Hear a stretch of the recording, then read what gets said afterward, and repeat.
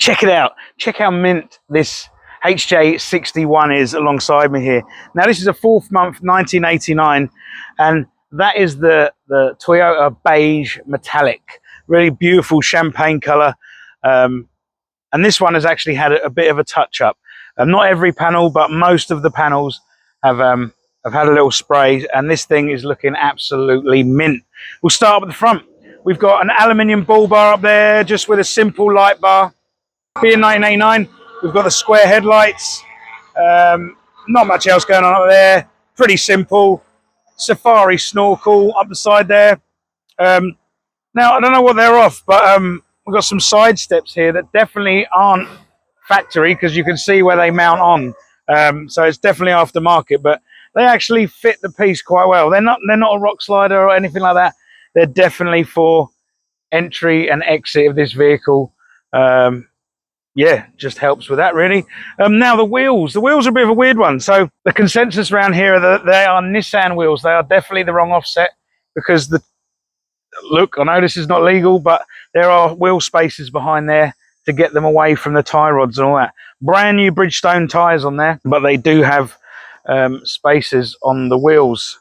I'm not one to comment, but those wheels really need changing for the correct offset. Toyota wheels that don't have the spaces. Moving around the back, we've got a simple factory rear bar there. It's got a bit of a dent in it from some stage. It looks like it's reversed into a toe ball or something like that. It's very pronounced indent. Other than that, we'll go around it. You can see that the gutters have had a spray. Most of the panels, the doors have definitely had a spray. But yeah, that's why it's looking this mint. Now, why is it a Mr. Landcruiser? Actually came in with quite the shudder.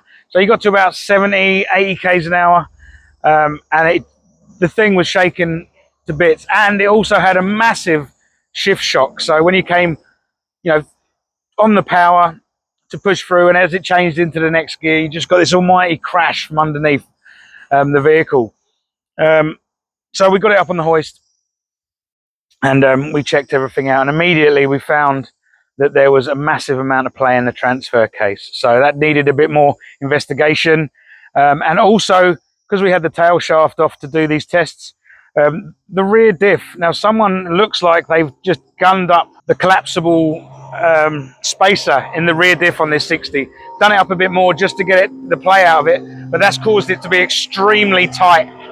And you can feel the roughness in that pinion bearing. So that definitely needed a bit more investigation as well.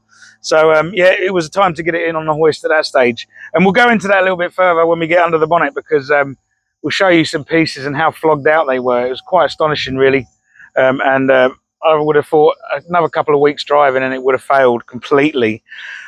Well, look, with that said, let's go under the bonnet and check it out.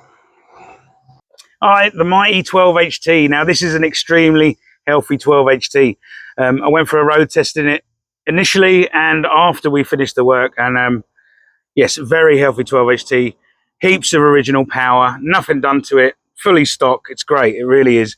And there's nothing much more going on under the bonnet of here. All very stock under the bonnet here. We've got the simple dual battery system with the isolator just down here.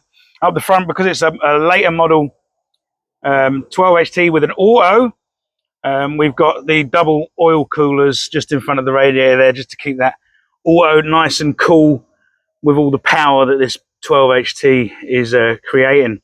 Now, going a little bit about what we did. So it's got an automatic transmission, like I said, but there was a lot of play in that transfer.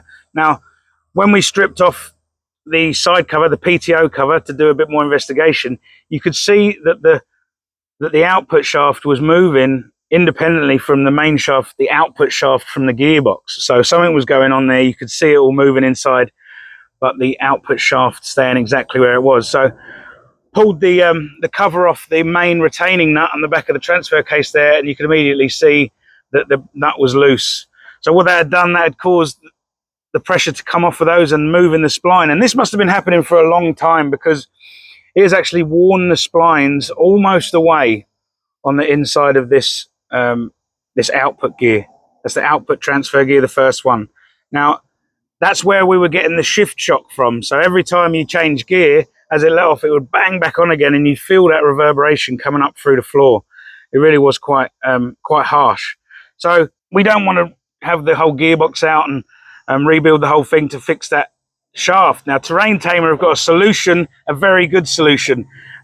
So if you look at that spline only runs probably 2/3, 3/4 of the distance through that gear. Now, Terrain Tamer do an extended gear, which comes out a lot further. So it does away with your PTO gear, and basically the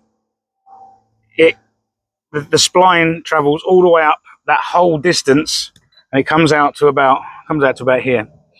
So there's a spline. So you're basically using more of the spline on the output shaft. It really is not just a band-aid, it's actually a fix. And once you get all that put back together, there'll be no play, and it's actually using a bit of virgin spline basically that's never been used before, and it'll be fine like that for decades and decades into the future. So while we were there, you know, we've done a full transfer case rebuild on it, new bearings, new seals all the way through it, and obviously the new output gear. And other than that, we've got the rear diff. We did a rebuild on the rear diff, and that's an LSD as well. So checked all the plates, been right through the rear diff, and I've been for a drive in this thing now, and it drives so mint. The customer's going to be so happy, because before it really was a ride. The vibration, the knocking from the shift shock and all that kind of stuff. It's literally like a limousine now. He's going to absolutely love it. Anyway, let's go and check out the interior. So there's not actually much to be said about the interior of this 60, other than it's pretty immaculate, to be honest. It really is. There's no cracks in the dash. Other than a double-din stereo, there's honestly nothing really going on. There's only one additional switch on the dash here, and that's for the light bar. And just down here, the only other thing we've got is an old cruise control there. It doesn't work anymore. No lights illuminate on it, and it doesn't actually work. But it's very cool. Very period of the day. Somebody obviously wanted to cruise up the highway, and this with the automatic gearbox and the 12 HT would be an absolute breeze up the highway. Now the seats are turbo seats, early turbo seats, and they've got they're pretty clean apart from one hole here, and the upholstery has actually been replaced with a bit of vinyl on the driver's side seat, where it takes most of the wear, you know, where you get in and out. That's been replaced at some point in the recent past. Other than that, it's very mint. There's unfortunately a rip up at the back corner of the roof lining, but everything else is immaculate. It really is. All right, that's that. So that's it. That's a pretty simple 60 series walk around. It's cool about the mechanical issues that this vehicle has had, and they've been sorted out. Customer's going to love it. Love the ride now. It's smooth as a daisy. It really is. Now this car is for sale.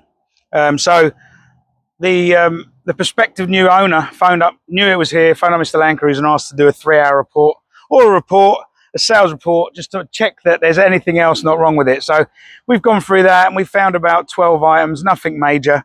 One being there's a bit of slop or play in the automatic shifter, nothing major. There's a little leak from the inlet manifold. There's a tiny little weep from the front main seal, but that's it. All in all, this vehicle is very well maintained, apart from little things like the wheel spaces and stuff like that. But you know, the owner now has put the money into it to make it right to sell, going right through that transfer case and the rear diff. I really hope he enjoys it, and hopefully he drives it now and realizes it drives so nice that he's probably going to keep it. Who knows? Anyway, 4th month, 1989 HJ61. Ooh, metallic beige.